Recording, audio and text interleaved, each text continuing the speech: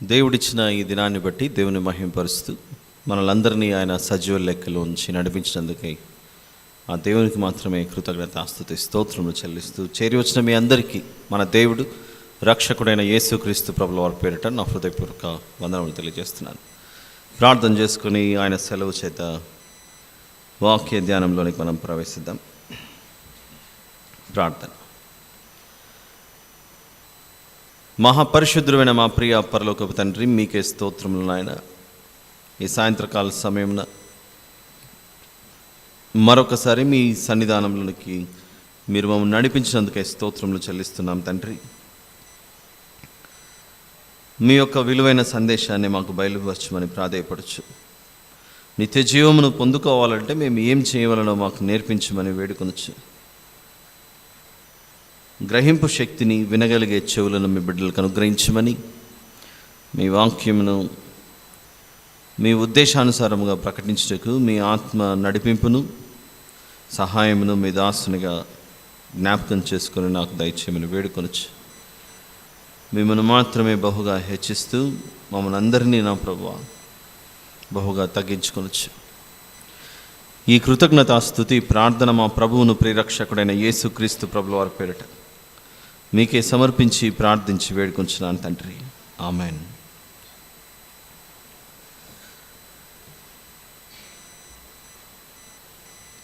ప్రియులారా, నిన్నటి దినాన మనము లూకాసు వార్త గత 2 రోజులుగా ఇదే ఉపమానాన్ని మనం ఆలోచిస్తున్నాం, ధ్యానిస్తున్నాం, అనేక విషయాలను మనం నేర్చుకుంటున్నాం. ఈ ఉపమానం జీవితంలో మనము ఎన్నో మార్లు వినే ఉండవచ్చు, కానీ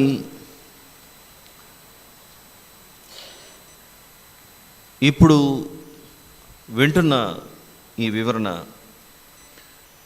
మరిన్ని విషయాలను దేవుడు మనకు ఇంతకు ముందు నేర్చుకున్న వాటితో పాటుగా ఇంకా క్రొత్త విషయాలు నేర్పిస్తున్నాడని నేను భావిస్తున్నాను.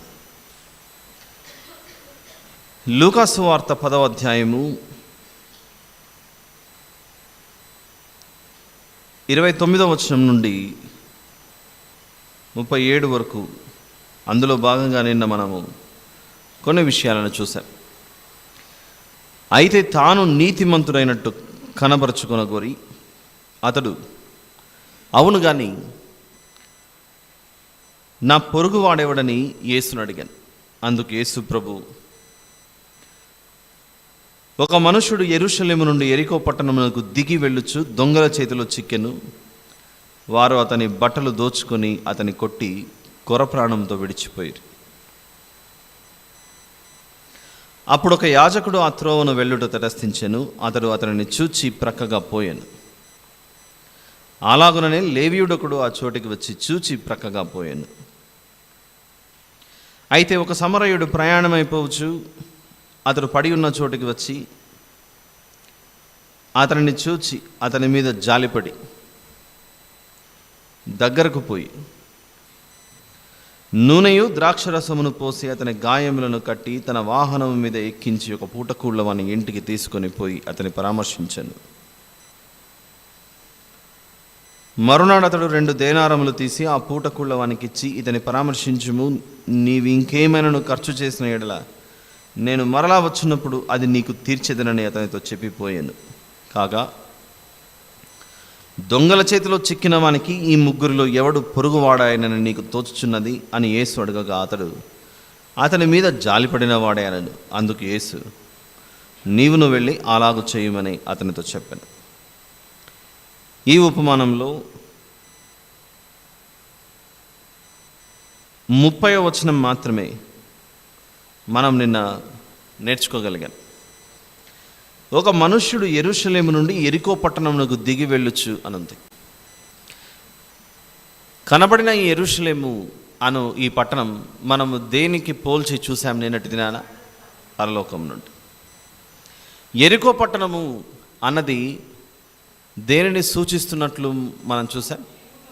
శపింపబడిన ఈ భూలోకం. దిగి రావటము లేదా దిగి వెళ్ళటం అన్నది దేనిని సూచిస్తున్నట్లు మనం నేర్చుకున్నాం నిన్నటి దినాన. పరలోకము నుండి భూమి మీదికి ప్రవేశించాం ఈ శరీరాన్ని ధరించుకొని. ఇలా దిగి రాగా మనం ఎవరి చేతిలో చిక్కిపోయాం?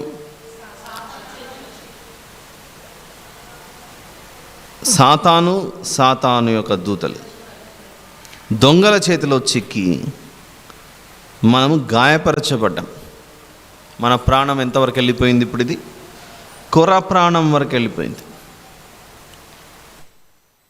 అపవాదితో స్నేహం చేసి మన జీవితాలు అంతవరకు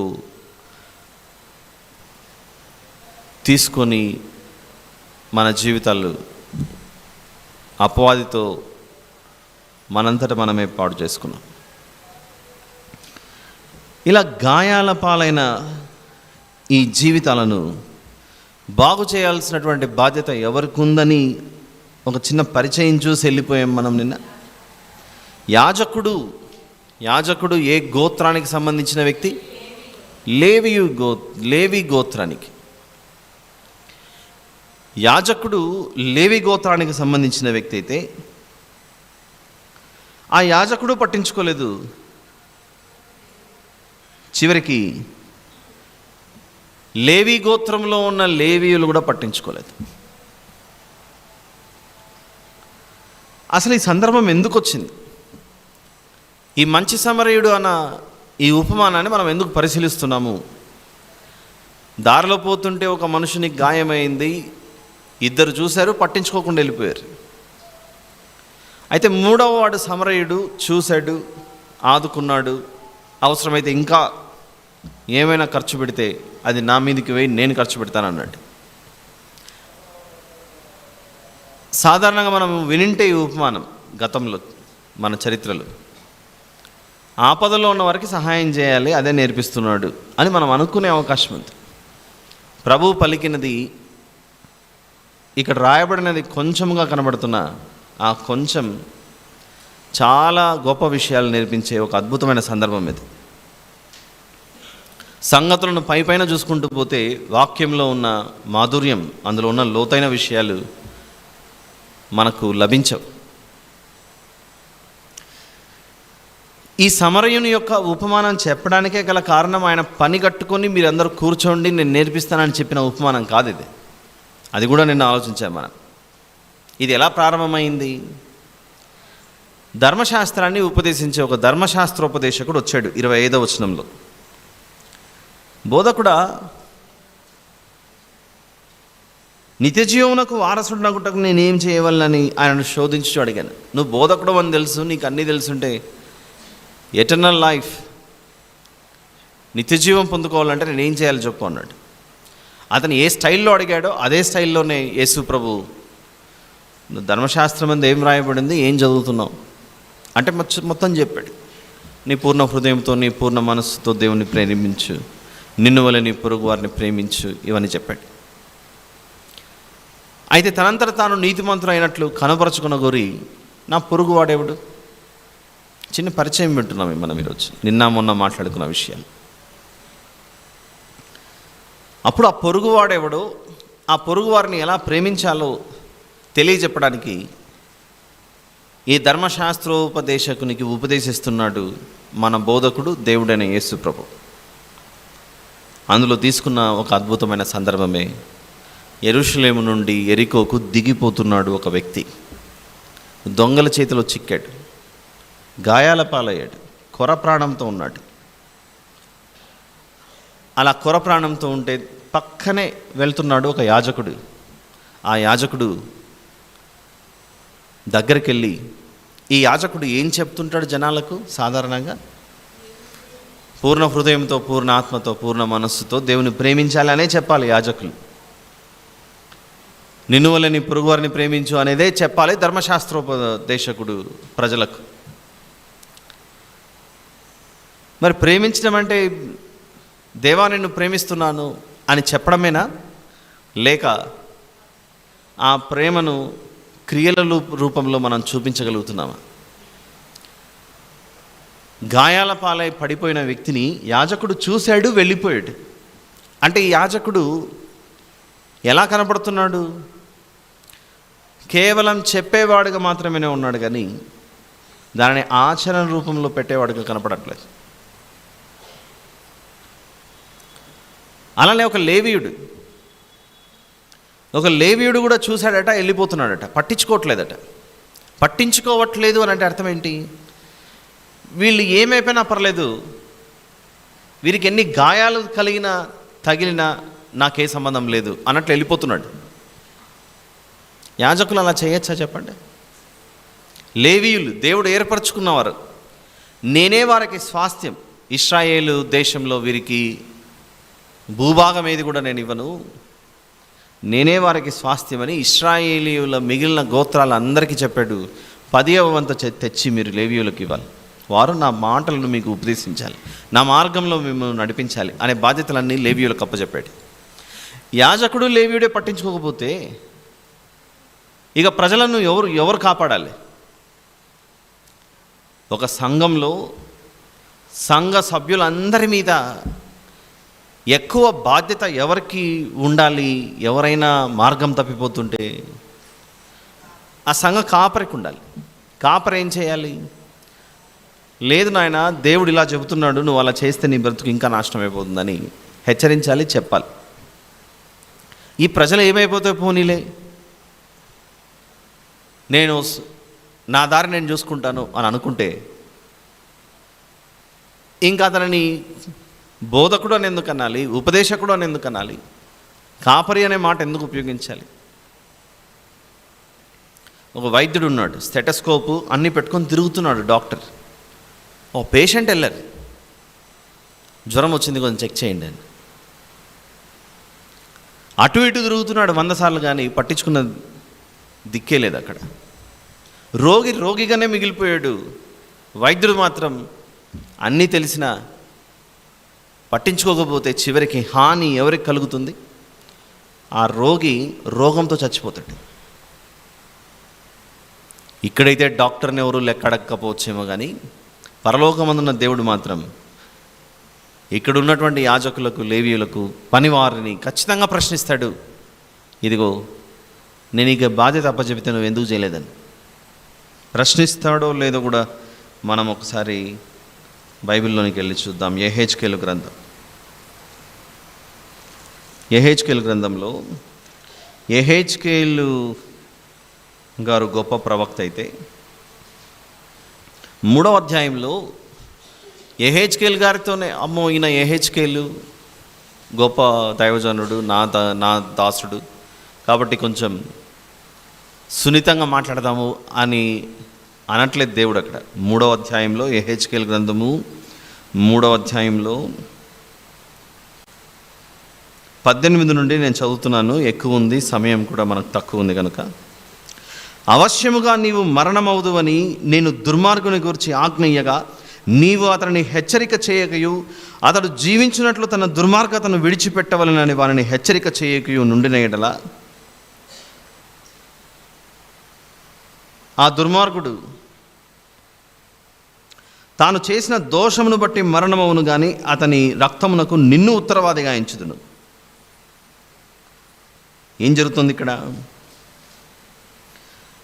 నీవు మరణమవుతావని దుర్మార్గుని హెచ్చరించాల్సిన బాధ్యత దేవుడు దైవజనునికి అప్పచెప్పాడు.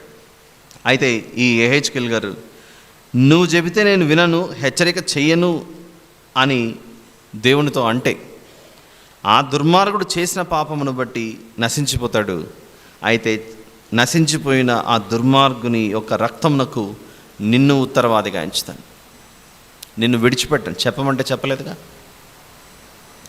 చెప్పింటే అతను బాగుపడేవాడేమో, చెప్పింటే నువ్వు నిర్దోషివి, చెప్పకపోతే, హెచ్చరింపకపోతే నీవు దోషివి.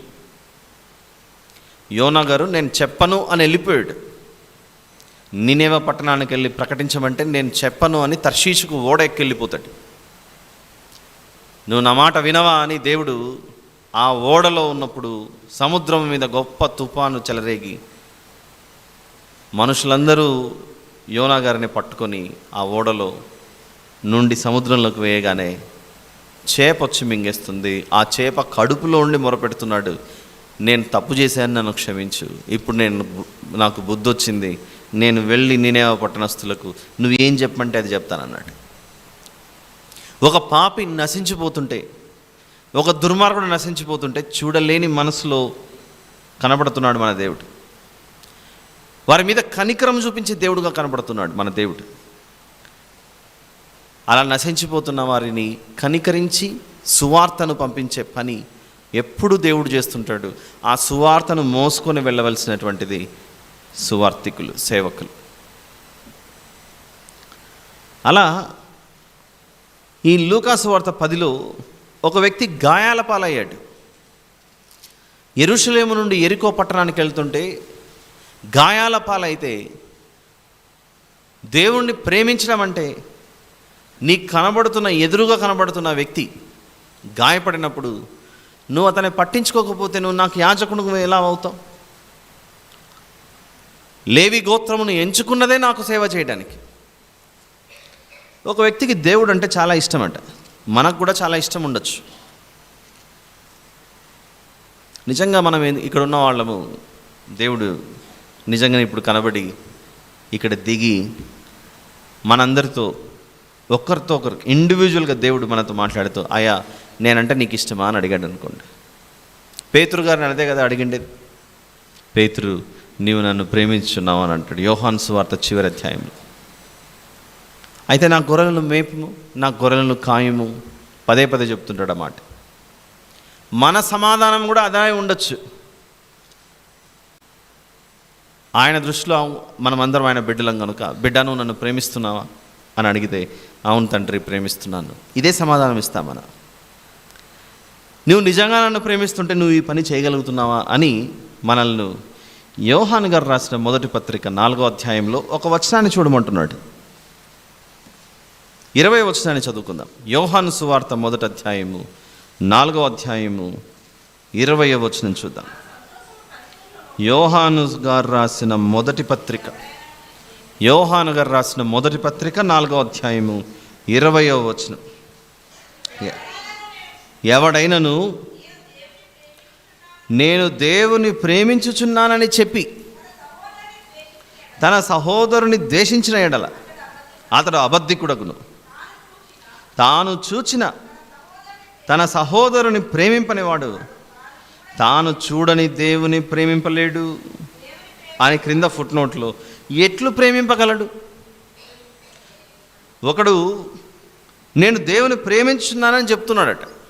ఇందాక ఆ ఉపమానంలో యాజకుడు చెప్పే మాట ఏంటి, లేదా ఒక లేవీయుడు చెప్పే మాట ఏంటి?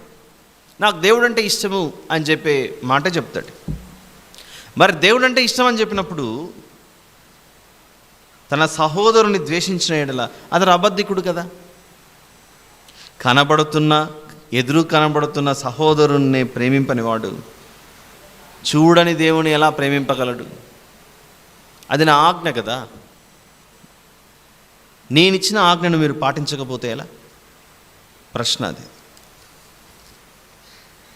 యోహాను సువార్త 13వ అధ్యాయంలో యేసు ప్రభు మనకందరికీ బాగా తెలిసిన ఆజ్ఞల్లో, నేను తప్ప వేరొక దేవుడు మీకు ఉండకూడదు, మీరు ఏ విగ్రహమును చేసుకొనకూడదు, నీవు దీర్ఘాయుష్మంతుడు వగునట్లు నీ తల్లిని తండ్రిని సన్మానింపు, నీ పొరుగు అనేది ఏది నీవు ఆశింపకూడదు.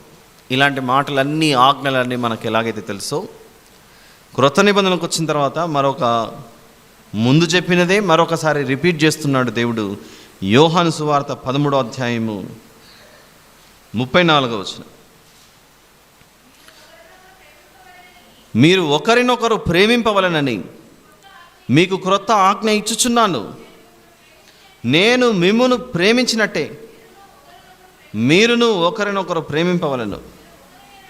మీరు ఒకని ఎడల ఒకడు ప్రేమ గలవారైన ఎడల దీన్ని బట్టి మీరు నా శిష్యులని అందరూ తెలుసుకొందురనండి. వ్రాయబడిన మాట, మీకు క్రొత్త ఆజ్ఞ ఇచ్చుచున్నాను. ఏంటా క్రొత్త ఆజ్ఞ? నేను మిమ్మును ప్రేమించినట్టే మీరును ఒకరినొకరు ప్రేమింపవలను. ఈ లూకా సువార్తలో యాజకుడు చూశాడు, గాయపడిన వ్యక్తిని పట్టించుకోలేదు, ప్రేమ చూపిస్తున్నాడా? ఒక లేవీయుడు చూశాడు, పట్టించుకోకుండా వెళ్ళిపోయాడు. అంటే వీరు వాక్యమును బోధించేవారుగాను వాక్యమును వినేవారుగా మాత్రమే కనబడుతున్నారు, కానీ దానిని అమలుపరిచే విధంగా కనబడట్లేదు. ఈ విషయాలు మనకు అర్థమైన గతంలో దేవుడు ఈ యాజకులు ఈ లేవీయులు చేసిన ఒక ద్రోహం గురించి ఆయన మనసులో ఉండిపోయింది. అదే ఇప్పుడు ఒకసారి పరిశీలనగా చూద్దాం. ఇర్మియా గ్రంథం 6వ అధ్యాయం. ఎక్కడి నుంచి ఎక్కడికి వస్తున్నాం మనం? లూకా సువార్త 10వ అధ్యాయంలో మనం చదువుకుంటున్న ఆ సమరయుని యొక్క ఉపమానంలో గాయపడిన వ్యక్తిని చూసింది మొదట యాజకుడు, తర్వాత లేవీయుడు. ఇద్దరూ చూశారు, చూసి వెళ్ళిపోయారు, పట్టించుకోలేదు. దాన్ని దృష్టిలో పెట్టుకొని మనం ఈ వాక్యాన్ని చదువుదాం. ఇప్పుడు ఇర్మియా గ్రంథము 6వ అధ్యాయంలో 13వ వచనం చూద్దాం. 13, 14 వచనాలు. అల్పులేమి గనులేమి, అల్పులేమి గనులేమి, వారందరూ మోసము చేసి దోచుకున్నవారు. ఎవరున్నారు ఈ జాబితాలో? ప్రవక్తలేమి, యాజకులేమి, అందరూ వంచకులు. సమాధానము లేని సమయమున సమాధానం అని చెప్పుచు నా ప్రజలకున్న గాయమును పైన మాత్రమే బాగు చేయుదురు. చాలు సిస్టర్, ఒక్కసారి 13, 14 వచనాలను గమనించండి. అసలు ఇర్మియా గ్రంథం, ఇర్మియా గారు ప్రకటిస్తున్న ఈ సువార్త ఏ పట్టణంలో జరుగుతోంది, ఏ దేశంలో జరుగుతోంది అంటే ఇది యెరూషలేం పట్టణంలో జరుగుతోంది, యూదా దేశంలో జరుగుతోంది. యెరూషలేములో ఉన్న ప్రజలు ఏమయ్యారట? గాయమైందట యెరూషలేం ప్రజలకు. దేవునికి దూరం అయిపోయి దేవుని వద్దు అనుకున్నప్పుడు వారి ఆత్మీయ జీవితాలకు చాలా గాయమైందట. ఆ గాయమైతే ఆ గాయాన్ని బాగు చేయవలసినటువంటి యాజకులు ఏమయ్యారట? ఆ 13వ వచనంలో, 13వ వచనం జాగ్రత్తగా గమనించండి. అల్పులేమి గనులేమి, వారందరూ మోసం చేసి దోచుకున్నవారు. అందులో ఆ అల్పులు గనులు మాత్రమే కాదు, కొందరు ప్రవక్తలు చేరుకున్నారట, మరికొందరు యాజకులు చేరుకున్నారు. ఈ యాజకులు సమాధానము లేని సమయమున, పరిస్థితులు బాగులేని సమయంలో దగ్గరికి వెళ్ళి సమాధానం అంటున్నారట. ఆ సమరయుని యొక్క ఉపమానంలో గాయాల పాలై కొర ప్రాణంతో ఉన్నాడు, నేల మీద పడిపోయాడు, పట్టించుకునే దిక్కులేటి. అక్కడికి వెళ్ళి సహాయం చేయడానికి బదులుగా ఈ యాజకుడు పడిపోయిన వ్యక్తి దగ్గరికి వెళ్ళి సమాధానం అన్నారనుకోండి, ఆ వ్యక్తి స్పందించే అవకాశం ఉందా చెప్పండి? ముందు నాకు గాయాలయ్యాయి, కొంచెం కట్టు, నూనె రాయి, ఎక్కడికైనా నన్ను తీసుకెళ్ళు, హాస్పిటల్కో లేకపోతే ఇంకొక చోటుకు. అవేవి చేయకుండా నువ్వు పక్కన నిలబడే సమాధానం అని చెప్తున్నావే, అది నీకేమైనా న్యాయం అనిపిస్తుందో? ఓ యాజకుడా, ఇర్మియా గ్రంథంలో దేవుణ్ణి వీరు విసర్జించినప్పుడు బబులోనీయులు వచ్చి వారి మీద 3 మారులు వారిని ఖడ్గముతోనూ, ఒకవైపు కరువు, ఒకవైపు తెగులు, వీటన్నిటి చేత గాయపరచబడిన ప్రజలు యెరూషలేంలో ఉన్నారు అప్పుడు ఈ ఇర్మియా గ్రంథం కాలానికి. కొందరు వింటూ ఉండొచ్చు మన ఇర్మియా గ్రంథం వివరణ. దీనితో పాటుగా ఇదే మందిరంలోనే 40 రోజులు మనం ఇర్మియా గ్రంథం గురించి వివరించుకున్నాం ఒకప్పుడు. అవన్నీ మనకు అందుబాటులో లేకపోతే రెండవసారి మళ్ళీ ఇప్పుడు రిపీట్ చేస్తున్నాం ఇర్మియా గ్రంథం. అవన్నీ ఇప్పుడు మీకు అందుబాటులోకి వచ్చాయి. ఏం జరిగింది ఇర్మియా గ్రంథంలో? ఇశ్రాయేలీయులేమో అష్షూరు చెరలోకి వెళ్ళిపోయారు, యూదా ప్రజలేమో వారు నశించిపోకుండా ఉండటానికి దేవుడు చివరిగా పంపించిన ప్రవక్తే ఇర్మియా గారు. దగ్గరుండి చెబుతున్నాడు, ఇలాంటి అబద్ధ ప్రవక్తల మాటలు వినకండి, ఇలాంటి దొంగ యాజకుల మాటలు వినకండి, వీరిని పట్టించుకోకండి, దేవుడు మీకు చెప్తున్న మాటలు వినండి అంటే వీళ్ళు మాత్రం పక్కన వెళ్ళి ఇర్మియా గారు చెప్పిన మాట వినకండి, మేము చెప్పేదే వినండి అని సమాధానం అని పైన సున్నం పూసినట్లు, గచ్చు పూసినట్లు వారు వారి గాయాలను అలా పైపైన మాత్రమే కడుతున్నారట. దేవుని మాట వినండి. మీ భవిష్యత్తు బాగుంటుందని చెప్పాల్సిందే యాజకులు. దేవునికి విధేయత చూపించండి అని చెప్పాల్సినదే లేవీయులు. ఈ యాజకులు లేవీయులు ఏమయ్యారట? గాయమును చూడండి 14వ వచనంలో, నా ప్రజలకున్న గాయమును పైపైన మాత్రమే బాగు చేయుదురు, పైపైన మాత్రమే బాగు చేయుదురు. కొంచెం అలా పేజ్ తిప్పితే 8వ అధ్యాయం వస్తుంది మనకు. 8వ అధ్యాయం 10-11 వచనాల్లో దేవుడు మళ్ళీ అదే విషయాన్ని చెబుతున్నాడు చూడండి.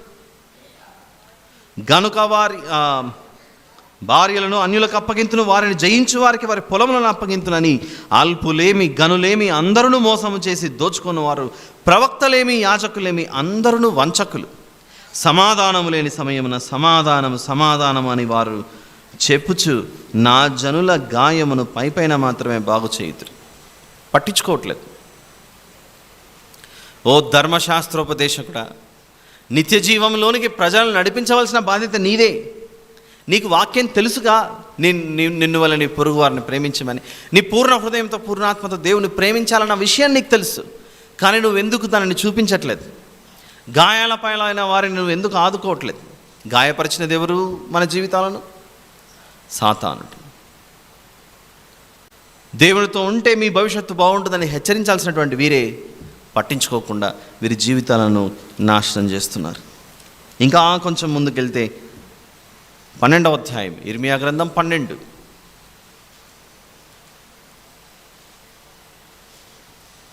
10వ వచనం చూద్దాం.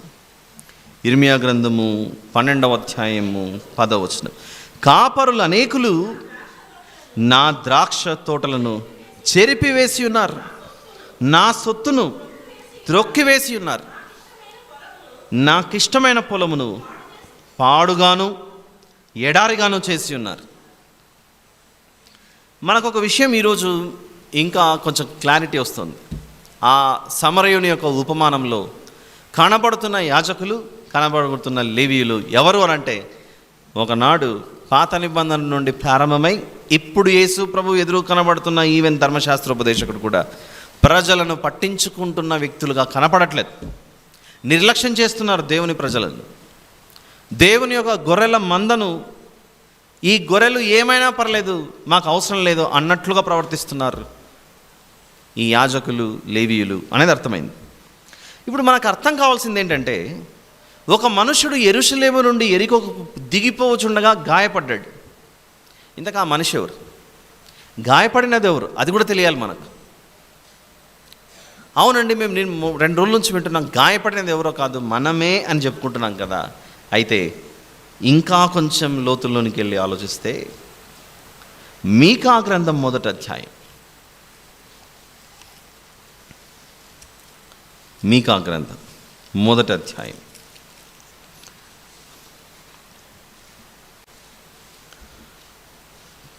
9వ వచనం చూద్దాం. మీకా గ్రంథము 1వ అధ్యాయము 9వ వచనం. అందరూ తీసారా? 764 పేజ్ నెంబర్ 764. మీకా 1వ అధ్యాయం 9వ వచనం. దానికి తగిలిన గాయములు మరణకరములు అన్నది చూసారా? దానికి తగిలిన గాయములు మరణకరములు, అవి యూదాకు తగిలి ఉన్నవి. నా జనుల గుమ్మముల వరకు, యెరూషలేము వరకు అవి వచ్చి ఉన్నావని యెరూషలేమునకును యూదా దేశమునకును గాయములు కలిగాయి. అది మరణకరమైన గాయములు. అలా బబులోనీయులు వచ్చారు, తీసుకెళ్ళిపోయారు, చెరలోకి తీసుకెళ్ళిపోయారు. అంత భయంకరమైన గాయాలయ్యాయి. ఇదంతా పాత నిబంధనలో పట్టించుకొనని యాజకులు, ప్రవక్తలు, లేవీయుల వలన, ఆ రాజుల వలన ఈ ప్రజలకు ఇన్ని గాయాలయ్యాయి.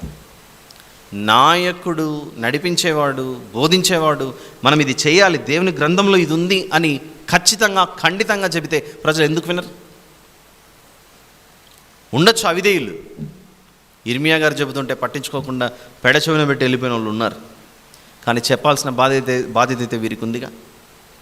అలా చెబితే వారు నిర్దోషులు అవుతారు కదా. వారు అలా చెప్పట్లేదు, పైపైన మాత్రమే ఈ ప్రజలకు చెప్పేసి వెళ్ళిపోతున్నారు. ఓ ధర్మశాస్త్రోపదేశకుడా, నేను నీతో మాట్లాడుతున్నా. ఒక వ్యక్తి యెరూషలేము నుండి యెరికోకి వెళ్తున్నాడు కదా, ఆ యెరూషలేములో ఉన్న ప్రజలు ఎంతో గాయాల పాలయ్యారు. యూదా ప్రజలు చాలా దెబ్బతిన్నారు. నీకేమన్నా కొంచెమన్నా చింత ఉందా? నా ఆజ్ఞలకు దూరం అయిపోయారే. అందుకే వాక్యం సెలవిస్తున్న మాట కూర్చున్న మనకు కూడా అర్థం అవ్వాలి. 90వ కీర్తనలో ఒక మాట ఉంటుంది, మహోన్నతుని చాటున. 91 కీర్తన మొదటి వచనం, సామ్ నంబర్ 91 వర్స్ నంబర్ 1. మహోన్నతుని చాటున నివసించువాడే సర్వశక్తుని నీడను విశ్రమించువాడు.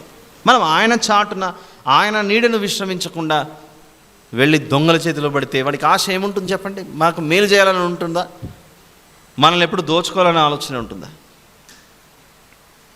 సాతానుతో స్నేహం, సాతానుడు ఎవరైనా పట్టుకున్నాడంటే జీవితం ఎలా ఉంటుందో ఒకసారి మనం మార్కు సువార్త 5వ అధ్యాయం చూద్దాం. మార్కు సువార్త 5వ అధ్యాయం ఎక్కువగా ఉంది, మనందరికీ తెలిసిన సందర్భం ఇది. నేను చదువుతాను, మీకు అర్థమైపోతుంది. ఇది మార్కు సువార్త 5వ అధ్యాయం మొదటి నుంచి. వారు ఆ సముద్రమునకు అద్దరినున్న గెరాసేనుల దేశమునకు వచ్చిరి. ఆయన దోణి దిగగానే అపవిత్రాత్మ పట్టినవాడు ఒకడు.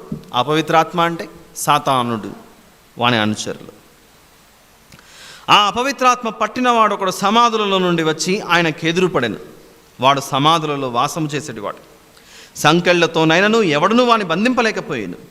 పలుమారు వాని కాళ్లకును చేతులకును సంకెళ్ళు వేసి బంధించినను వాడు ఆ చేతి సంకెళ్ళు తెంపి కాలి సంకెళ్లను తుత్తునీయులుగా చేసిన గనుక ఎవడునూ వారిని సాధుపరచలేకపోయాను. వాడు ఎల్లప్పుడూ రాత్రింబగళ్ళు సమాధులలోను కొండలలోనూ కేకలు వేయచ్చు తన్ను తాను రాళ్లతో గాయపరచుకొనుచునుండెను. అందు చూసారా, ఇక్కడ సమాధుల్లో తిరుగుతున్న వ్యక్తి అపవిత్రాత్మ చేత పట్టబడి తనను తాను గాయపరచుకుంటున్నాడు అనే సందర్భం అక్కడ కనబడుతుంది. అసలు తనను తాను ఎందుకు గాయపరుచుకుంటున్నాడు? తన ఇష్టమా, లేకపోతే తనలో ఉన్న అపవాది యొక్క ఇష్టమా? తనలోనున్న అపవాది ఇష్టము ఆ వ్యక్తి యొక్క ఇష్టము కాకుండా సాతాను యొక్క ఇష్టం ఆ వ్యక్తి ఎడల జరిగిస్తూ పోతున్నాడు దుష్టుడు. సమాధుల్లో ఉంటూ ఈ వ్యక్తి తనను తాను గాయపరచుకుంటున్నాడట. ఎందుకు? ఆ వ్యక్తికి అపవిత్రాత్మ పట్టింది. ఈరోజు మనము శరీరాలను గాయపరచుకోకపోయినా అపవాది పట్టినవాడు ఎలా ప్రవర్తిస్తుంటాడంటే, నేను మందిరానికి రాను, బైబిల్ చదవను, నాకు దేవుడు వద్దు, నాకు ఇంకా అంత వయసు రాలేదు, నన్ను వదిలేసే, నా ఇష్టం వచ్చినట్టు తిరుగుతాను కొద్ది రోజులు. అలా త్రాగుబోతుగా గానో, తిండిపోతుగా గానో, తిరుగుబోతుగా గానో, అవిధేయుడుగానో, నిజమైన దేవుని వెంబడించే మనసు లేకుండా నేను అనుకున్నదే దేవుడు అనుకుంటూ వెంబడించుకుంటూ అలా తన ఆత్మను గాయపరచుకుంటుంటాడు, తన ఆత్మను గాయపరచుకుంటుంటాడు. ఈ అపవిత్రాత్మ పట్టిన వ్యక్తి దగ్గరికి యేసు ప్రభువు వచ్చి ఆ గాయములను బాగు చేసి, ఇదిగో నీకు ఇప్పుడు విమోచన, విడుదల అన్నప్పుడు ఈ వ్యక్తి ఏం చేస్తున్నాడు చూడండి. 19-20 వచనాలలో, ఆయన వానికి సెలవీయక నీవు నీ ఇంటి వారి యొద్దకు వెళ్ళి ప్రభువు నీ యందు కనికరపడ్డాడు. ప్రభువు నీ యందు కనికరపడ్డాడు. ప్రభువు నీ యందు కనికరపడటం వలన ఇప్పుడు నువ్వు ఎలా మారగలిగావు? నిన్ను నీవు గాయపరుచుకునే ఆ స్థితిలో నుండి, ఇంతకు తనను తాను గాయపరుచుకుంటున్నాడా, లేకపోతే అపవాది ఈ వ్యక్తిని గాయపరుస్తున్నాడా? అపవాది ఈ వ్యక్తిని గాయపరుస్తుంటే ఆ గాయాలన్నిటినీ ఆయన దగ్గరుండి తొలగించి బాగు చేశాడు. నీవు నీ ఇంటి వారి యొద్దకు వెళ్ళి ప్రభువు నీ యందు కనికరపడ్డాడు, నీవు చేసిన కార్యములన్నిటినీ వారికి తెలియజెప్పుమనను. వాడు వెళ్ళి యేసు తనకు చేసినవన్నీ దెకపోలిలో ప్రకటింపనారంభింపగా అందరూ ఆశ్చర్యపడ్డారు.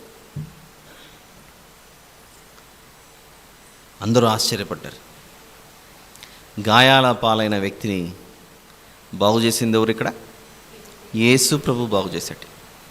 యేసు ప్రభు బాగు చేస్తున్నాడు. ఇంకొక వచనం చూద్దాం.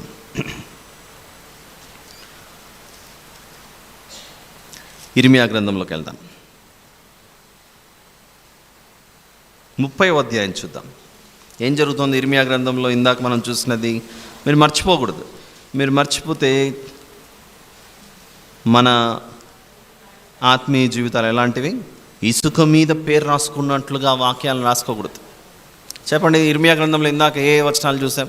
రాసుకున్న రెఫరెన్స్ చూసి చెప్పకుండా ఇప్పుడు నన్ను చూసి చెప్పండి డైరెక్ట్గా. ఎన్నో అధ్యాయం చూసాం? 6వ అధ్యాయం చూసాం. ఇంకా 8వ అధ్యాయం కూడా చూసాం. Very good. 12వ అధ్యాయం కూడా చూసాం. ఏం చూసాం అక్కడ? వీరు సమాధానం లేని స్థితిలో ఉంటే సమాధానం సమాధానం అని ఎవరు ప్రకటిస్తున్నారట? వంచకులైన యాజకులు, గాయములు బాగు చేయలేని యాజకులు, ప్రవక్తలు. అలాంటి స్థితి ఉంటే యెరూషలేములో ఉన్న ప్రజల మీద ఏమాత్రము ఆలోచన లేకుండా, మంచి చేయాలనే ఆలోచన లేకుండా ఉంటే అప్పుడు చివరికి వారికి మేలు చేయాలని ఎవరు దిగుతున్నారో రంగంలోనికి మనం చూడాలి. ఇర్మియా గ్రంథము 30వ అధ్యాయం, chapter number 30, book of Jeremiah, verse number 17. అందరూ తీశారా? అందరూ తీశారు కదా. 17వ వచనం, వారు ఎవరును లక్ష్య పెట్టని సియోననియు వెలివేయబడినదనియు వారు అంటున్నారు. ఎవరో అంటున్నారు. యెరూషలేమును చూసి, సియోనును చూసి ఏమంటున్నారంటే, ఎవరు పట్టించుకోరు. లక్ష్య పెట్టకుండా ఉండడం అంటే ఏంటి? కేర్ నాట్, పట్టించుకోకుండా ఉండటం. ఈరోజు ఆ వ్యక్తి యెరూషలేము నుండి పోతుంటే ఎవరు పట్టించుకోవట్లేదు? యాజకుడు పట్టించుకోలేదు, లేవీయుడు పట్టించుకోలేదు. ఎవరు పట్టించుకోనటువంటి ఈ వ్యక్తి మీద దారిన పోతున్న ఒక సమరయునికి మంచి మనస్సు కలిగింది. దాన్ని మనసులో పెట్టుకొని ఇప్పుడు ఈ 17వ వచనం ఎలా చదవండి. ఎవరును లక్ష్య పెట్టని సియోననియు వెలివేయబడినదనియు నీకు పేరు పెట్టుచున్నారు. వారందరూ అంటున్నారు, ఈ యెరూషలేమును చూసి, ఈ యూదా దేశమును చూసి వారందరూ అంటున్నారు, దీన్ని ఎవరు పట్టించుకోరు, ఎవరు లక్ష్య పెట్టరు, అయిపోయింది దీని పని, ఇంతటితో దీని ప్రాణం పోయింది, ఇంకా భవిష్యత్తు లేదు అని అలా అంటున్నారు. వాళ్ళందరూ అలా పిలుస్తున్నారు కదా. అయితే ఓ యెరూషలేమా, ఓ యూదా దేశమా, నేను నీకు ఆరోగ్యము కలుగజేసేదను. చూడండి అక్కడ 17వ వచనం. అయితే నేను నీకు ఆరోగ్యము కలుగజేసేదను, నీ గాయములను మాన్పెదను, ఇదే యెహోవా వాక్కు. సమరయుని యొక్క ఉపమానం మీకు అర్థమవుతుందో లేదో నాకు తెలియదు, కానీ చదువుకున్న ఈ మాటలన్నిటిని బట్టి ఆ గాయాల పాలైన వ్యక్తికి ఒక మంచి సమరయుడిగా వచ్చి సహాయం చేస్తున్న పాత్రలో ఎవరు కనపడుతున్నారు మనకి? ఇక్కడ దేవుడు కనపడుతున్నాడు. ఇక్కడ పట్టించుకోనది ఎవరు? ఆ యాజకులు, ఆ ప్రవక్తలు. వీరందరూ పట్టించుకోవట్లేదు. వాళ్ళందరూ కలిసి చుట్టుపక్కల ఉన్న దేశాలు కూడా అంటున్నారట, ఏమని? ఎవరును లక్ష్య పెట్టని సియోననియు వెలివేయబడినదనియు నీకు పేరు పెట్టుచున్నారు. నిన్నెవరు పట్టించుకోవట్లేదని అంటున్నారు కదా. అయితే నేను నీకు ఏం చేస్తాను? ఆరోగ్యం కలుగజేసేదను, నీ గాయములను మాన్పెదను అని దేవుడు నిర్ణయం తీసుకున్నాడట. దేవుడు నిర్ణయం తీసుకున్నాడు. అలా గాయములను మాన్పే ఒక మంచి దేవుడుగా మనకిక్కడ ఆయన కనబడుతున్నాడు.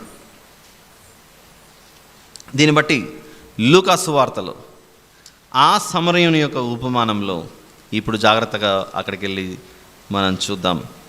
లూకా సువార్త 10వ అధ్యాయము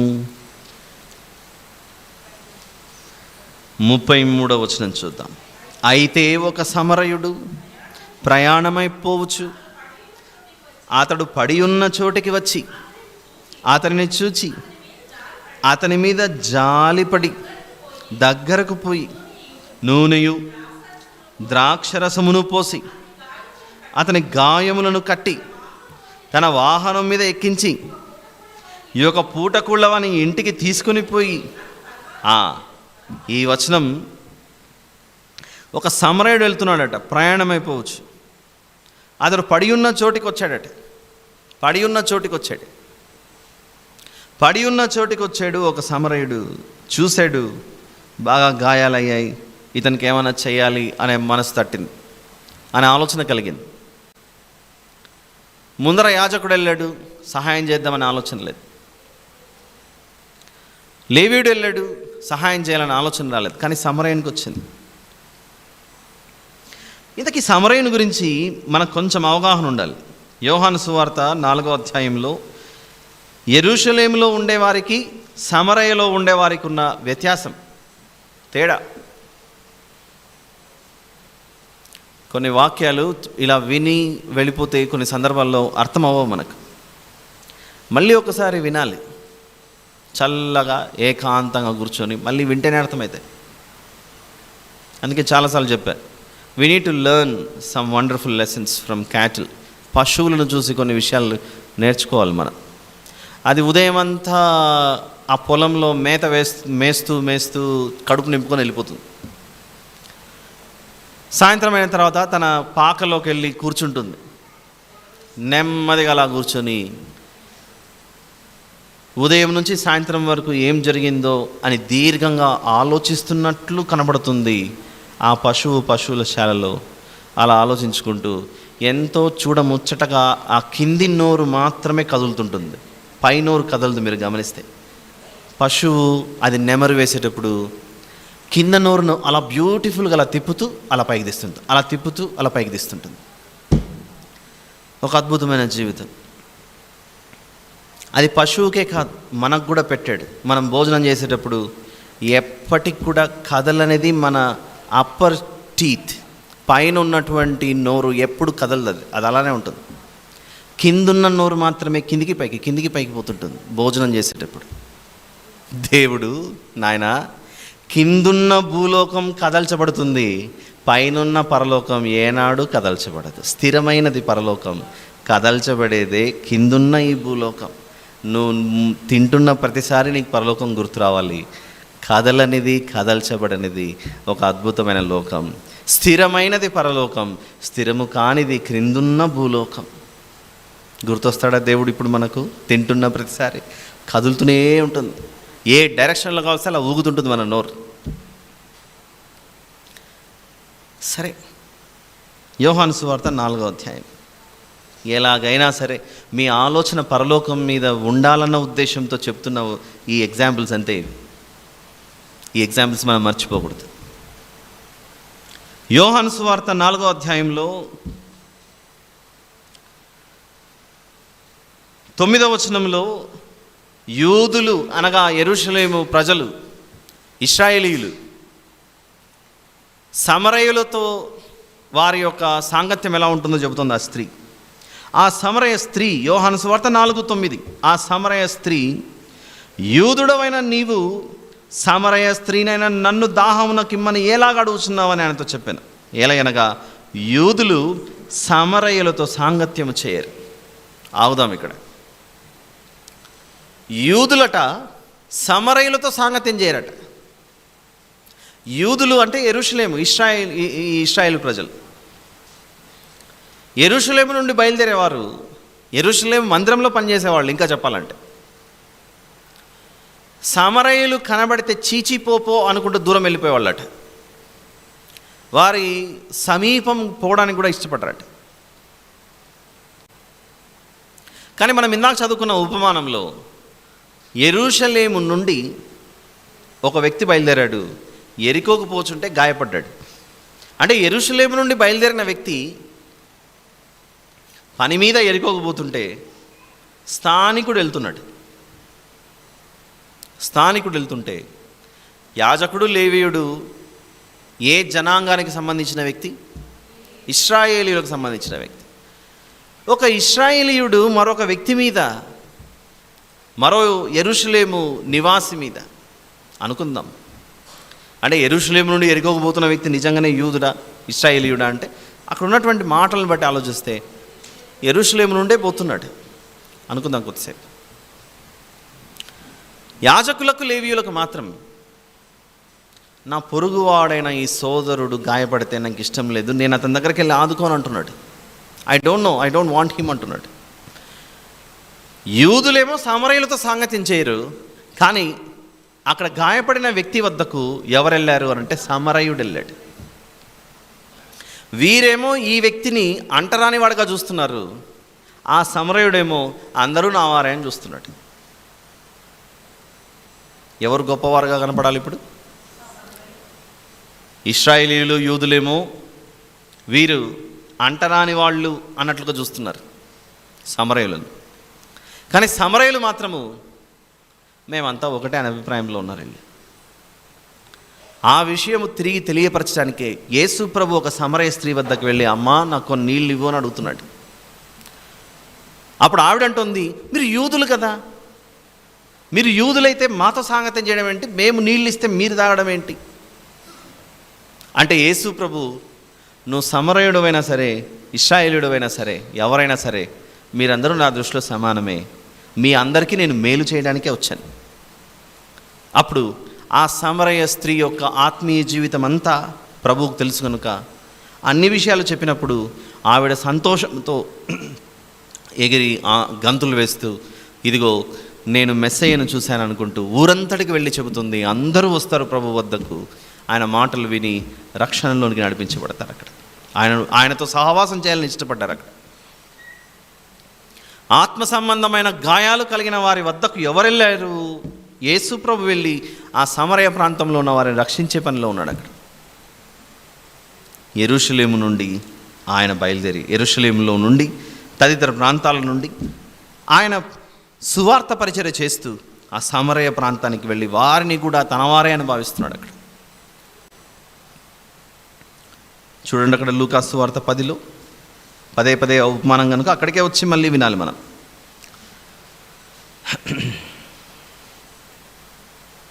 33వ వచనం, అయితే ఒక సమరయుడు ప్రయాణమైపోవచ్చు, అతడు పడి ఉన్న చోటికి వచ్చి అతనిని చూచాడు, అతని మీద జాలిపడ్డాడు. చాలు సిస్టర్, జాలిపడ్డం అంటే కనికరం చూపించడం. జాలిపడడం అంటే కనికరం చూపించి దగ్గరికి వెళ్ళాడు. హమ్మింగ్ వస్తుంది చూడండి. మా అయితే నూనెయు ద్రాక్షరసమును పోసి, ద్రాక్షరసము ఆ కాలంలో ఔషధంలాగా, మనకు గాయమైతే ఆయింట్మెంట్ రుద్దుకున్నట్లుగా, అప్పట్లో ఆయింట్మెంట్స్ లేవుగా. మనం కూడా చూడండి, అప్పుడప్పుడు గాయాలైపోయి హాస్పిటల్కి వెళ్తే వాళ్ళు ఫస్ట్ ఎయిడ్ ట్రీట్మెంట్లో ఆ గాయం మీద స్పిరిట్ పోస్తుంటారు. స్పిరిట్లో అద్ది మన గాయాలను శుభ్రపరుస్తుంటారు. కొందరు తాగుబోతులు ఉంటారు. బయట వారికి ఆల్కహాల్ దొరకలేదనుకోండి, మెడికల్ షాప్కి వెళ్ళి ఆ స్పిరిట్ తెచ్చుకొని తాగుతుంటారు. తెలుసు కదా కొందరికి, అది తెచ్చుకొని ఆ స్పిరిట్ తెచ్చుకొని తాగేస్తుంటారు. ఆల్కహాల్ లేకపోతే దానికి ప్రత్యామ్నాయంగా ఇది ఎంచుకుంటుంటారు. దీనికి ప్రత్యామ్నాయంగా స్పిరిట్తో గాయాలు ఎలాగైతే ఇప్పుడు కడుగుతున్నారో, ఒకప్పుడు గాయాలు కడగడానికి అందులో ఉన్న ఆ ద్రాక్షరసంలో ఉన్న మెడిసిన్ని అలా గాయాలు కట్టడానికి ఉపయోగించేవారు. ఇక్కడ ద్రాక్షరసం కనబడుతుంది గాయాలు కడగడానికి. ఈ సమరయుని యొక్క ఉపమానంలో ఒక సమరయుడు ప్రయాణమైపోవచ్చు, అతడు పడి ఉన్న చోటికి వచ్చి అతన్ని చూచి అతని మీద జాలిపడి దగ్గరకు పోయి నూనెయు ద్రాక్షరసమును పోసాడట. నూనె సిద్ధంగా తెచ్చుకున్నాడు. ద్రాక్షరసం కూడా తన వద్ద ఉంటే పోసి గాయాలను బాగు చేస్తున్నాడు. ఇందులో తెలుసుకోవాల్సింది ఏముంది అని మనకు అనిపించవచ్చు. ప్రభు అయిన యేసు తాను అప్పగింపబడిన రాత్రి ఒక రొట్టెను పట్టుకున్నాడు, తర్వాత ద్రాక్షరసమును పట్టుకుని, ఇది మీ కొరకైన నా శరీరం అన్నాడు, ఇది మీ కొరకైన నా రక్తం అన్నాడు. ఆ రక్తము మనం స్వీకరించడం వలన మనకున్న ఈ పాపమన్న రోగం కలిగిన గాయాలను ఆయన మన కొరకు పానార్పణముగా అది మనకు ధారపోసి, నిశ్చయముగా ఆయన మన రోగములను మన వ్యసనములను ఆయన భరించెను. అసలు నూనె ద్రాక్షరసమును పోసి అని చదువుకుంటున్నాం చూసారా. నూనె ద్రాక్షరసం ఇలా పోసి గాయాలను కడిగాడే ఆ సమరయుడు. అక్కడ ఎవరు కనపడాలి మనకు? మన ప్రభు అయిన యేసు స్వామి కోడెల రక్తం వలన కానీ మేకల రక్తం వలన కానీ కాక తన రక్తం వలన మనల్ని కడిగి పవిత్రపరిచాడు అని వాక్యమే సెలవిస్తుంది. అది మనం హెబ్రీ పత్రికలోకి వెళ్ళి చూద్దాం. హెబ్రీ పత్రిక 9వ అధ్యాయం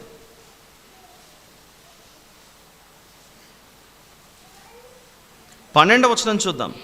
మేకల యొక్కయు కోడెల యొక్కయు రక్తముతో కాక తన స్వరక్తముతో ఒక్కసారే పరిశుద్ధ స్థలములో ప్రవేశించెను. తన స్వరక్తముతో మనల్ని ఏం చేశాడు? ఆయన పరిశుద్ధ స్థలములో ప్రవేశింపజేశాడు. అపోస్తలుల కార్యములు 20వ అధ్యాయం, అపోస్తలుల కార్యములు 20వ అధ్యాయం 28వ వచనంలో దేవుడు తన స్వరక్తమిచ్చి సంపాదించిన తన సంఘము అన్నది చూసారా? దేవుడు తన స్వరక్తమిచ్చి సంపాదించిన సంఘం. 20వ అధ్యాయం 28. ఆ రక్తమును గుర్చే తాను అప్పగింపబడిన రాత్రి ఏం చేస్తున్నాడు? భోజనమైన పిమ్మట కొరింథీయులకు రాసిన మొదటి పత్రిక 11:25లో ఈ పాత్ర నా రక్తం వలన క్రొత్త నిబంధన, మీరు దీనిలోని త్రాగునప్పుడల్లా నన్ను జ్ఞాపకం చేసుకున్నట్టుకై దీన్ని చేయుడు అని చెప్పాను. అలా ఆ ద్రాక్షరసమును పోసి ఆ గాయపడిన వ్యక్తి యొక్క గాయములను కడిగి వేసినట్లుగా శిలువ మీద ఆయన కార్చిన రక్తమే ఇక్కడ సమరయుడు విషయంలో ఆ సమరయుడు పట్టుకొని వచ్చి పోసిన ద్రాక్షరసం అది. ఇంకా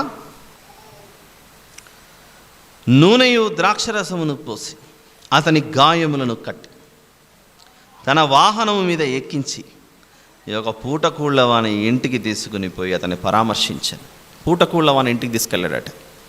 పూటకూళ్ళ వాని ఇంటికి తీసుకెళ్ళి ఆ పూటకూళ్ళ వానితో ఒక మాట అంటున్నాడు. ఏమని? మరునాడు అతడు 2 దేనారములు తీసి ఆ పూటకూళ్ళ వానికి ఇచ్చి, ఇతని పరామర్శించుము, నీవు ఇంకేమైనా ఖర్చు చేసిన ఎడల నేను మరలా వచ్చినప్పుడు అది నీకు తీర్చేదనని అతనితో చెప్పిపోయాను. ఒక చోటికి తీసుకెళ్ళి అతన్ని అడ్మిట్ చేసి, ఇతనికి ఏమైనా నువ్వు ఖర్చు పెడితే ఆ భారం అంతా నేను తీసుకుంటాను, నువ్వు ఎట్టి పరిస్థితుల్లో కూడా నీకు భారంగా ఈ వ్యక్తిని గురించి భావించకు, నువ్వు ఇతనికి చేస్తే నేను చెల్లిస్తాను, నువ్వు ఇతనికి సర్వీస్ ఇస్తే, ఇతని గాయములను నువ్వు బాగు చేస్తే నేను అతని పక్షాన నేను చెల్లిస్తా మొత్తం నీకు, నువ్వు ఇతనికి సేవ చేస్తే నేను ఇస్తానంటున్నాడు అక్కడ. ఇదేంటి? మత్తయి సువార్త 25వ అధ్యాయం, మత్తయి సువార్త 25వ అధ్యాయం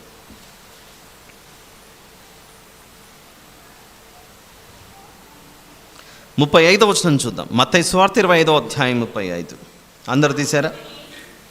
నేను ఆకలిగొంటిని, మీరు నాకు భోజనము పెట్టితిరి, దప్పిగొంటిని, నాకు దాహం ఇచ్చితిరి, పరదేశినై ఉంటిని, నన్ను చేర్చుకొంటిరి, దిగంబరినై ఉంటిని, నాకు బట్టలిచ్చితిరి, రోగినై ఉంటిని, నన్ను చూడవచ్చితిరి, చెరసాలలో ఉంటిని, నా యొద్దకు వచ్చితిరని చెప్పును. అందుకు నీతిమంతులు, ప్రభువా, ఎప్పుడు నీవు ఆకలిగొని ఉండుట చూచి నీకు ఆహారం ఇచ్చితిమి, నీవు దప్పిగొని ఉండుట చూచి ఎప్పుడు దాహం ఇచ్చితిమి, ఎప్పుడు పరదేశివై ఉండుట చూచి నిన్ను చేర్చుకొంటిమి, దిగంబరివై ఉండుట చూచి బట్టలిచ్చితిమి, ఎప్పుడు రోగివై ఉండుటైనను చెరసాలలో ఉండుటైనను చూచి నీ యొద్దకు వచ్చితిమని ఆయనను అడిగెదరు. అందుకు రాజు, మిక్కిలి అల్పులైన ఈ నా సహోదరులలో ఒకరికి మీరు చేసిదిరి గనుక నాకు చేసితిరని నిశ్చయముగా మీతో చెప్పుచున్నానని వారితో అన్నాను. పూటకూళ్ళ వాని వద్దకు తీసుకెళ్ళాడట ఈ గాయాల పాలైన ఒక మనుషుడిని. ఆ పూటకూళ్ళ వాని ఇంట్లో ఆ వ్యక్తిని పెట్టి, ఇదిగో నేను మరలా వస్తాను, ఈ గాయపడిన వ్యక్తికి నువ్వు ఏమేమి చేస్తావో సేవలన్నీ ఏది తక్కువ కాకుండా నువ్వు అన్నీ చెయ్యి, అయితే నువ్వు ఖర్చు పెట్టిండేది ఇతని మీద మోపకు, నేనొచ్చి ఇతని తరపున మొత్తం చెల్లిస్తాను. ఆ సమరయుని యొక్క ఉపమానంలో ఏం జరుగుతోంది ఇక్కడ అంటే, ఇదిగో యేసు ప్రభు చెప్తున్నాడు మనతో ఈ మత్తయి సువార్త 25వ అధ్యాయంలో, ఆకలిగా ఉంటే భోజనం పెట్టారు, వస్త్రహీనుడనై ఉంటే వస్త్రాలు ఇచ్చారు, నేను దాహము కలిగి కొని ఉంటే మీరు దాహం ఇచ్చారు. అప్పుడు నీతిమంతులు అన్నారట, మేము ఎప్పుడూ నీకు చేయలేదు కదా ప్రభువా అన్నారట నీతిమంతులు. మేమెప్పుడూ చేయలేదు కదా అని అంటే అప్పుడు ప్రభు అన్నాడు, ఇదిగో మిక్కిలి అల్పులైన ఈ నా సహోదరులు నా నామమును బట్టి వచ్చిన వారికి మీరు చేశారు కనుక వారి పక్షాన నేను మీకు ఈరోజు ప్రతిఫలం ఇస్తున్నానని, ఇదిగో కుడివైపునున్న వారిని చూచి 34వ వచనంలో, నా తండ్రి చేత ఆశీర్వదింపబడిన వారులారా రండి, లోకము పుట్టినది మొదలుకొని మీ కొరకు సిద్ధపరచబడిన రాజ్యమును స్వతంత్రించుకొనుడి. గాయపడిన వ్యక్తిని యాజకుడు పట్టించుకోలేదు, గాయపడిన వ్యక్తిని లేవీయులు పట్టించుకోలేదు. పట్టించుకున్నాడు గనుకనే ఒక మంచి సమరయుడుగా యేసు ప్రభు పరలోకము నుండి భూమి మీదికి దిగి మనలను, మన గాయములను కడిగివేసి మనల్ని ఆయన రాజ్యంలో చేర్చుకోవడానికి వచ్చాడు. నిన్ను వలె నీ పొరుగు వారిని ప్రేమించడం అంటే ఇదిగో చెప్పడం వరకు మాత్రమే కాదు, చేసి చూపించు.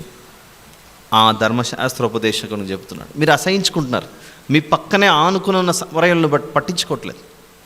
దేవుడు అందరికీ దేవుడై ఉన్నాడుగా, ఈ సృష్టిని అంతా చేసింది ఆయనే కదా, మీరు పట్టించుకోకపోతే ఎట్లా? ఈరోజు నేను ఇక్కడ ప్రవేశిస్తుండగానే ఒక చక్కటి పాట, లాస్ట్ సాంగ్ పాడరు, అదంతా యెషయా గ్రంథం 53 చివరిలో ఈరోజు అదే మనం మాట్లాడుకోబోయేది. పాడండి మా ఒక్కలైనది. నో నో నో నా ప్రాణము నా జీవము,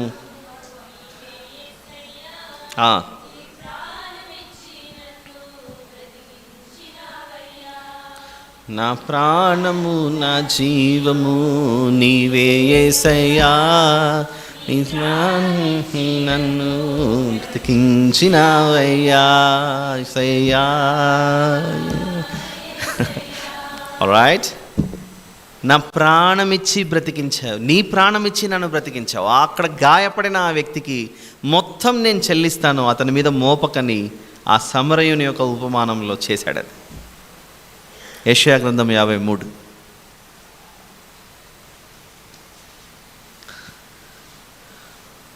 యెషయా గ్రంథం 53లో 4వ వచనం నుండి చూద్దాం. నిశ్చయముగా అతడు మన రోగములను భరించెను, మన వ్యసనములను వహించెను.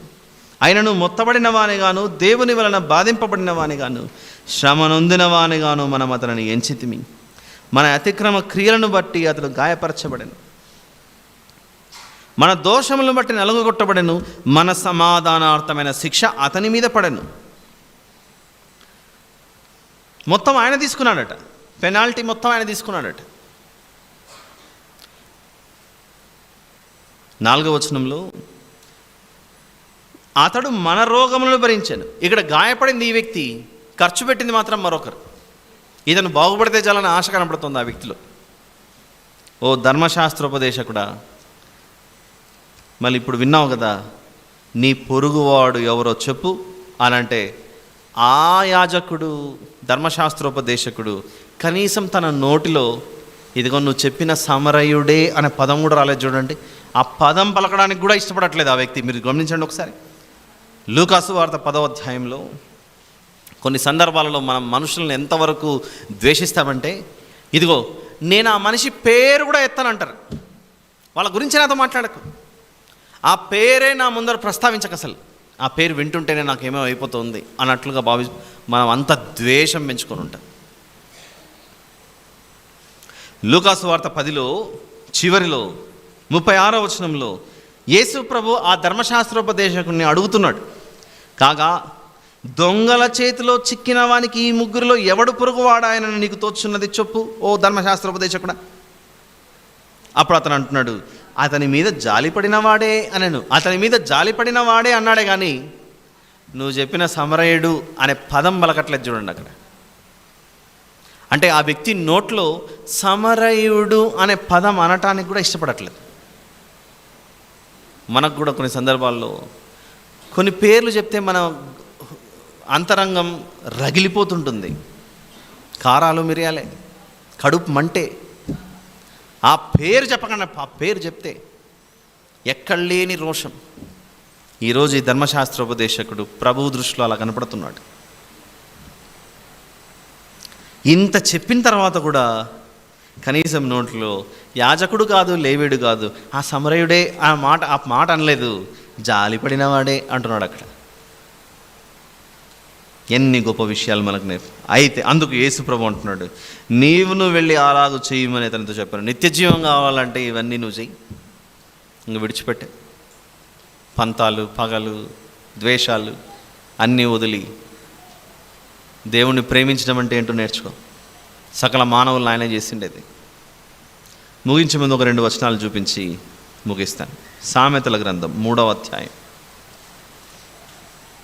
సామెతల గ్రంథము 3వ అధ్యాయము 27వ వచనం చూద్దాం. సామెతల గ్రంథము 3:27. మేలు చేయుట నీ చేతనైనప్పుడు దాని పొందదగిన వారికి చేయకుండా వెనుక తీయకుము.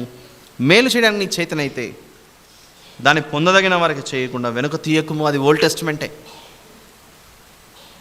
కానీ ఈ ఉపమానంలో పట్టించుకోవట్లేదు ప్రజలు, యాజకులు.